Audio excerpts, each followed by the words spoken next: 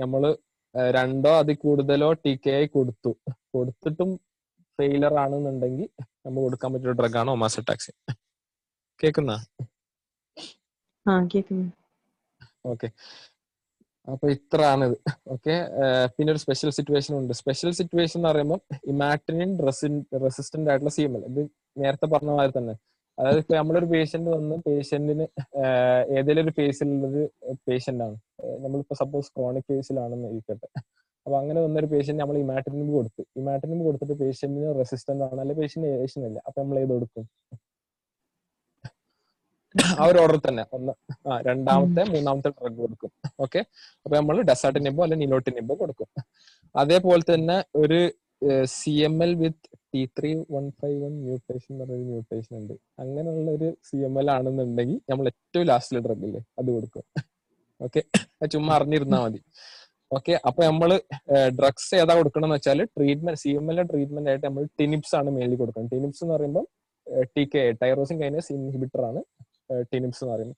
അപ്പോൾ അത് ഈ IDN BP ആ ഒരു രീതിയിൽ ഫസ്റ്റ് ജൻ ഉണ്ട്, സെക്കൻഡ് ജൻ ഉണ്ട്, തേർഡ് ജൻ ഉണ്ട്. ഓക്കെ, പിന്നെ ഒരു ഒമാസെറ്റാക്സ് എന്ന് പറഞ്ഞ വേറെ തന്നെ ഒരു ഡ്രഗ് ഉണ്ട്. ഓക്കെ, അപ്പം ആദ്യത്തെ രണ്ടെണ്ണം ഒരു ടീം, നടുവത്തെ മൂന്നാമത്തെ ഒരൊറ്റക്കൊന്ന്, നാലാമത്തെ അഞ്ചാമത്തെ ഒരു ടീം. ഓക്കെ, ആദ്യത്തെ രണ്ടെണ്ണം എന്ന് പറഞ്ഞാൽ ഇമാറ്റിനിബും ഡെസാർട്ടിനിബും എന്ന് പറയുന്നത് എല്ലാ ടൈപ്പ് ഫേസിലും കൊടുക്കാം. മൂന്നാമത്തെ പറഞ്ഞ ഒറ്റക്കല്ലേ, മൂന്നാമത്തെ പറഞ്ഞാല് ബ്ലാസ്റ്റ് ക്രൈസിസിൽ കൊടുത്തുവിടാം, ആദ്യത്തെ രണ്ടെണ്ണത്തിൽ മാത്രം കൊടുക്കാം. ഓക്കെ, ഇനി നാലാമത്തെ അഞ്ചാമത്തെ ബൊസുട്ടിനിബും BP അതെന്ന് പറഞ്ഞാല് ഫസ്റ്റത്തേക്ക് കൊടുത്തുവിടാം, അവസാനത്തേക്ക് വേണമെങ്കിൽ കൊടുക്കാം. ഓക്കെ, ഫ്രണ്ട് ലൈൻ തെറാപ്പി ആയിട്ട് കൊടുത്തുവിടാം. പിന്നെ നമ്മളൊരു ഒമാസെറ്റാക്സിൻ ഉണ്ട്, അത് TKI രണ്ടും അതിൽ കൂടുതൽ TKI കൊടുത്ത് ഫെയിലർ വരികയാണെന്നുണ്ടെങ്കിൽ ഒമാസെറ്റാക്സിൻ കൊടുക്കാം. അങ്ങനെ ഇനി ഇതെല്ലാം ചെയ്ത് കഴിഞ്ഞ് നമ്മള് എന്താ ടൈറോസിൻ കൈനേസ് ഇൻഹിബിറ്റർ ഒന്നും കൊടുത്തിട്ട് ഏൽക്കുന്നില്ല എന്നുണ്ടെങ്കിൽ നമുക്ക് എന്ത് ചെയ്യാം, അല്ലോജനിക് ബോൺ മാരോ ട്രാൻസ്പ്ലാന്റ് ചെയ്യാം. ഓക്കെ, ബോൺ മാരോ അങ്ങനെ തന്നെ വേറൊരാളെ എടുത്തിട്ട് ട്രാൻസ്പ്ലാന്റ് ചെയ്യാം. ഓക്കെ, അപ്പം ഇത്രയാണ് CML. ഒരു പോലെ ഒരു കേസും കൂടി ഉണ്ട്, ഇത് ചുമ്മാ ജസ്റ്റ് ഒന്നും കൂടി ഓടിച്ചു പറയാം. അപ്പൊ CML ആണ് കേസ്. CML ആകുമ്പോൾ നമ്മൾ നേരത്തെ പറഞ്ഞ മാതിരി മൈലോയിഡ് ആയിട്ടുള്ള ഹൈപ്പർപ്ലേസ് ആ ഒരു ലീനേജിൽ കൂടുതൽ സംഭവമാണ്. പിന്നെ മെയിൻലി ഇവിടെ മെച്യൂർ സെൽസ് ആണ് കാണുക, അതായത് ബ്ലാസ്റ്റ് സെൽസ് കുറവായിരിക്കും. AML ALL വെച്ച് കമ്പയർ ചെയ്യുമ്പോൾ ബ്ലാസ്റ്റ് സെൽസ് കുറവായിരിക്കും, ലെസ് ദാൻ 10% കാണുള്ളൂ. പിന്നെ ഏജ് ഗ്രൂപ്പ് പറയുമ്പോൾ ഓൾഡർ ഏജ് ഗ്രൂപ്പിലാണ്, പീക്ക് ഒരു 55 ആ ഒരു ഏജ് ഗ്രൂപ്പിലാണ് കാണുന്നത്. പിന്നെ ഫിലോഡൽഫിയ ക്രോമസോം, അങ്ങനത്തെ ഒരു ക്വസ്റ്റ്യൻ. ഫിലോഡൽഫിയ ക്രോമസോം എന്ന് പറയുമ്പോൾ ഷോർട്ടൻഡ് ആയിട്ടുള്ള ക്രോമസോം 22 എന്ന് പറയുന്ന പേരാണ് ഫിലോഡൽഫിയ ക്രോമസോം. അതെങ്ങനെ ഉണ്ടായെന്ന് വെച്ചാൽ റെസിപ്രോക്കൽ ട്രാൻസ്ലൊക്കേഷൻ വഴി. ഇങ്ങനെ ക്രോമസോം 9 ABL1 ജീൻ വന്നിട്ട് ആ ഒരു ഹെൻഡ് വന്നിട്ട് ക്രോമസോം 22 പോയി അറ്റാച്ച് ചെയ്യും. അപ്പൊ ആ ക്രോമസോം 22 ഒരു ആമങ്ങ് ചെറുതാവും, കാരണം ക്രോമസോം 9 വന്ന് ചെറിയൊരു ഷോർട്ട് ആമായിരുന്നു. അങ്ങനെ അവിടെ ഒരു BCR ABL1 ഒരു ഫ്യൂഷൻ ഓങ്കോജീൻ ഉണ്ടാവും. ഓക്കെ, അങ്ങനെ ആ മൊത്തത്തിലുള്ള ക്രോമസോം 22 എന്ന് പറയുന്ന പേരാണ് ഫിലഡൽഫിയ ക്രോമസോം. ഇനി ഈ ഫ്യൂഷൻ ജീൻ കാരണം പ്രോട്ടീൻ ഉണ്ടാവും, ആ പ്രോട്ടീനിന് ടൈറോസിൻ കൈനസ് ആക്ടിവിറ്റി ആണുള്ളത്. ഓക്കെ, ഈ ഒരു ടൈറോസിൻ കൈനസ് ആക്ടിവിറ്റി കാരണം കൊണ്ടാണ് ഈ പേഷ്യന്റിന് CML ആയിട്ടുള്ള മൊത്തം ഉണ്ടാവുന്നത്. ഈ സിംറ്റം മൊത്തം ആ പേഷ്യന്റിന് പ്രശ്നം ഉണ്ടാക്കുന്നതാണ്. ഓക്കെ, ഇനി ക്ലിനിക്കൽ ഫീച്ചർ എന്ന് പറയുമ്പോൾ ഒരു ലുക്കീമിയ അല്ല ഒരു ക്യാൻസർ പേഷ്യന്റ് ഉണ്ടാവുന്ന ഒരുവിധം എല്ലാം എഴുതാം, അതായത് ഫറ്റേക്ക്, ലെഥാർജി, വെയിറ്റ് ലോസ്, സ്വെറ്റിംഗ്, അതൊക്കെ എഴുതാം. പിന്നെ സ്പ്ലിനോമെഗാലി ഉണ്ട്, ഹെപ്പറ്റോമെഗാലി ഉണ്ട്.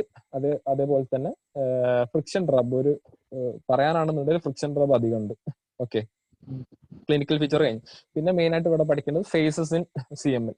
ഫേസസ് ഇൻ CML പറയുമ്പോൾ 3 phase: chronic, accelerated, blast crisis. Chronic എന്ന് പറയുമ്പോൾ ആദ്യത്തെ ഫേസ് എന്ന് പറയുമ്പോൾ എന്താ ഏറ്റവും സേഫ് ആയിട്ടുള്ളതാണ്, അപ്പം ട്രീറ്റ്മെന്റ് കൊടുത്താലും നല്ലപോലെ ഏൽക്കും.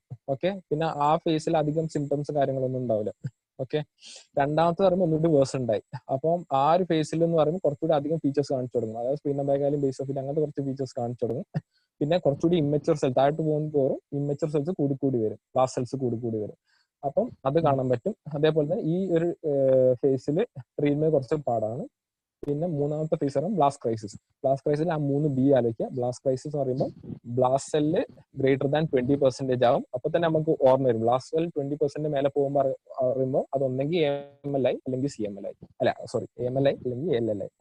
ഓക്കെ, പിന്നെ അടുത്ത B എന്ന് പറയുമ്പോൾ ബേസോഫിലിയ പ്രോമിനന്റ് ആണ്. പിന്നെ ഈ ഒരു ഫേസിൽ ബ്ലാസ്റ്റ് ക്രൈസിസ് എന്ന ഫേസിൽ ട്രീറ്റ്മെന്റ് നടക്കൂല, എന്ന് വെച്ചാൽ പേഷ്യന്റ് റിഫ്രാക്ടറി ആയിരിക്കും ട്രീറ്റ്മെന്റ് ആയിട്ട്. ഓക്കെ. ഈ ഇൻവെസ്റ്റിഗേഷൻ എന്ന് പറയുമ്പോൾ നമ്മൾ നോർമൽ ആയിട്ടുള്ള കുറച്ച് സാധനങ്ങൾ ചെയ്യുക. ഒരു കംപ്ലീറ്റ് ബ്ലഡ് പിക്ചർ എടുത്തിട്ട് നമ്മൾ RBC എങ്ങനെ, WBC എങ്ങനെ, പ്ലേറ്റ്ലെറ്റ് എങ്ങനെ നോക്കാം. RBC അനീമിയ ആയിരിക്കും, നോർമോസിറ്റിക് നോർമോക്രോമിക് അനീമിയ ആയിരിക്കും. പ്ലേറ്റ്ലെറ്റ് ആണെന്നുണ്ടെങ്കിൽ എന്താ ത്രോംബോസൈറ്റോസിസ് കാണാൻ പറ്റും. മെയിൻലി ക്രോണിക്കും ആദ്യത്തെ 2 ഫേസിലായിരിക്കും കൂടുതലായിട്ട് കാണാൻ പറ്റുന്നത്, പ്ലേറ്റ്ലെറ്റ് കൂടി നിൽക്കുന്നത്. ഇനി മൂന്നാമത് നമ്മൾ WBC നോക്കുകയാണെന്നുണ്ടെങ്കിൽ കൂടുതലായിരിക്കും, WBC ഭയങ്കരമായിട്ട് കൂടിയിട്ടുണ്ടാവും. പിന്നെ അതേപോലെ പെരിഫറൽ സ്മിയറിൽ നോക്കുമ്പോൾ ബ്ലാസ്റ്റ് ലെസ് ദാൻ 10% ആയിരിക്കും, CML ലെസ് ദാൻ 10% ആയിരിക്കും. പിന്നെ എല്ലാ ടൈപ്പ് സെൽസും കാണാൻ പറ്റും, മോസ്റ്റ്ലി മെച്യൂർ സെൽസ് ആയിരിക്കും കാണാൻ പറ്റണം. ഓക്കെ. പിന്നെ ന്യൂട്രോഫിൽസ് അധികമായിരിക്കും. ഓക്കെ. പിന്നെ യൂറിക് ആസിഡും LDH കൂടുതലായിരിക്കും. പിന്നെ ഡെഫിനറ്റീവ് ഡയഗ്നോസിസ് അറിയുമ്പോൾ നമ്മൾ 3 കാര്യങ്ങൾ ചെയ്യും. ഒന്ന് ബോൺ മാരോ ആസ്പിറേഷൻ ബയോപ്സി ചെയ്യും.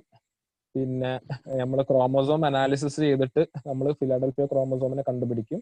പിന്നെ മൂന്നാമതായിട്ട് നമ്മൾ RNA അനാലിസിസ് ചെയ്തിട്ട് BCR ABL1 ജീൻ പ്രൊഡക്റ്റിനെ കൂടി ഡെമോൺസ്ട്രേറ്റ് ചെയ്യും. ഈ 3 സാധനങ്ങൾ. ഓക്കെ. ഇനി ട്രീറ്റ്മെന്റ് എന്ന് പറയുമ്പോൾ നമ്മൾ mainly tyrosine kinase inhibitor tyrosine kinase ആക്ടിവിറ്റിനെ ഇൻഹിബിറ്റ് ചെയ്തുകൊണ്ട് നമ്മൾ ടൈറോസിൻ കൈനേസ് ഇൻഹിബിറ്റേഴ്സ് കൊടുക്കുകയാണ്. അപ്പം ഡ്രഗ്സ് ഏതാണെന്ന് വെച്ചാൽ ടിനിപ്സ് പറയുമ്പോൾ 5 ടിനിപ്സ് ആണുള്ളത്. ഓക്കെ. IDN BP.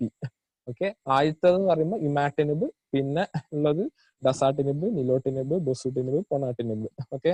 ഇതിനെല്ലാം പുറമെ ഒമാസടാക്സ് എന്ന് പറഞ്ഞൊരു ഡ്രഗും കൂടി ഉണ്ട്, അതും പ്രോട്ടീൻ സിന്തസിസിനെ ഇൻഹിബിറ്റ് ചെയ്യുന്നതാണ്. ഓക്കെ. ഓക്കെ. ഇനി ഇത് കൊടുക്കുന്ന ഓർഡർ എങ്ങനെയാന്ന് വെച്ചാൽ ആദ്യത്തെ 2 ടീം, നടുത്തത് മൂന്നാമത്തത് ഒറ്റക്ക്, നാലാമത്തെ 5ാമത്തെ ഒരു ടീം. ആദ്യത്തെ 2 പറഞ്ഞാൽ എല്ലാ ടൈപ്പ് ഇതിനും കൊടുക്കാൻ പറ്റും, എല്ലാ ഫേസിലും കൊടുക്കാൻ പറ്റും, 3 ഫേസിലും കൊടുക്കാൻ പറ്റും. മൂന്നാമത്തത് എന്ന് പറയുമ്പോൾ IDN നിലോട്ടിനിബ് എന്ന് പറയുമ്പോൾ നമ്മള് ബ്ലാസ്റ്റ് ക്രൈസിസിന് കൊടുത്തുകൂടാ, ആദ്യത്തെ 2 കൊടുക്കാൻ പറ്റും. പിന്നെ BP നാലാമത്തെ 5ാമത്തെ എന്ന് പറയുമ്പോൾ ഒരിക്കലും ഫസ്റ്റ് ലൈൻ ആയിട്ട് കൊടുക്കാൻ പാടില്ല, കുറച്ചുകൂടി കഴിഞ്ഞിട്ട് മറ്റേ ഡ്രഗ്സ് ഒക്കെ കൊടുത്ത ശേഷം ഉണ്ടെങ്കിൽ കൊടുക്കാം, അങ്ങനെ. പിന്നെ ഒരു ഡ്രഗ് കൂടി ഉള്ളത് ഒമാസടാക്സിൻ. അത് നമ്മൾ TKI ഒന്നും ടൈറോസിൻ കൈനേസ് ഇൻഹിബിറ്റർ ഒന്നും കൊടുത്ത് ഏൽക്കണില്ല എന്നുണ്ടെങ്കിൽ നമുക്ക് ഇത് കൊടുക്കാം. പിന്നെ ഇതൊന്നും ഏഷ്യണില്ല എന്നുണ്ടെങ്കിൽ നമുക്ക് ബോൺ മാരോ ട്രാൻസ്പ്ലാന്റ് ചെയ്യാം, അല്ലോജനിക് ബോൺ മാരോ ട്രാൻസ്പ്ലാന്റ്.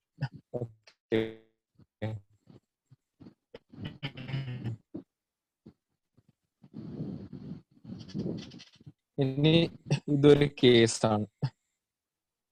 ഓക്കെ. അപ്പൊ ഒരു 50 ഹലോ പറഞ്ഞു ഓക്കെ. 50-year-old ആയിട്ടുള്ള ഒരു ഫീമെയിൽ, 50-year-old ആയിട്ടുള്ള ഒരു ഫീമെയിൽ. ഇനി on performing abdominal examination splenomegaly was observed. ഭയങ്കരമായിട്ട് സ്പ്ലീനോമെഗാലി ഉണ്ടെന്ന് മനസ്സിലായി. ഓക്കെ. ഈ വയസ്സ് നോട്ട് ചെയ്യുക, 50-year-old ആണ്. ഓക്കെ. ഇനി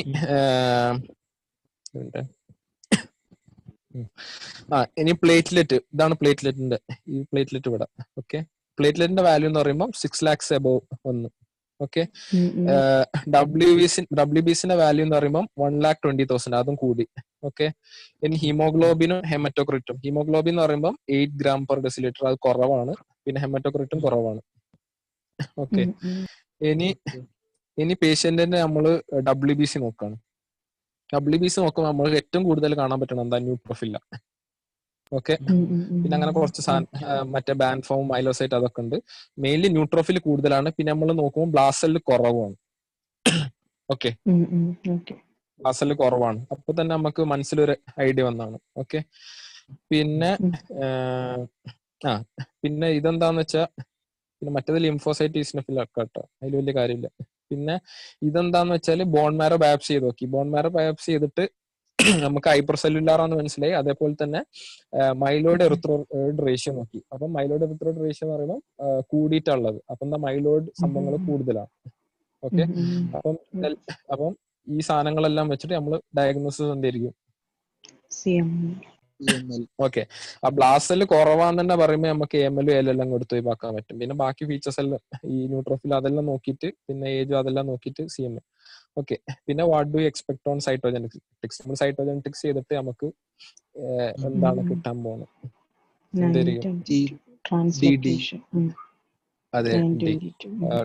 അതെ ഫിലാഡൽഫിയ ക്രോമോസോം. അപ്പം ഇത്ര ഉള്ളു. AML ത്രോംബോസൈറ്റോപീനിയാണ് അല്ലേ? ഇവിടെ ത്രോംബോസൈറ്റോസിസ് അല്ലേ? അതെ ത്രോംബോസൈറ്റ്. AML അല്ലായിരുന്നോ, കുറവല്ലായിരുന്നോ ത്രോംബോസൈറ്റോപീനിയ? അതെ ഇവിടെ കൂടുതലാണ്. എന്തെങ്കിലും ഡൗട്ട് ഉണ്ടോ? ഇല്ല. ഓക്കെ. അപ്പൊ ഓക്കെ, ശരി. Okay, thank you. Thank you.